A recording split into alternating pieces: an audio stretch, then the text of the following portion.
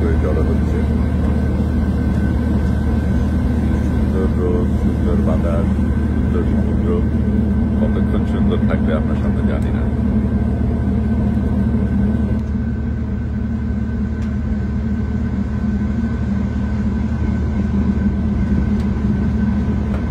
জীবন অবাক না করলে কে করবে? 28% মিল্ক ফ্যাটের অবাক করার সাথে ফ্রেশ মিল্ক পাউডার। জীবন অবাক করুক প্রতিদিন।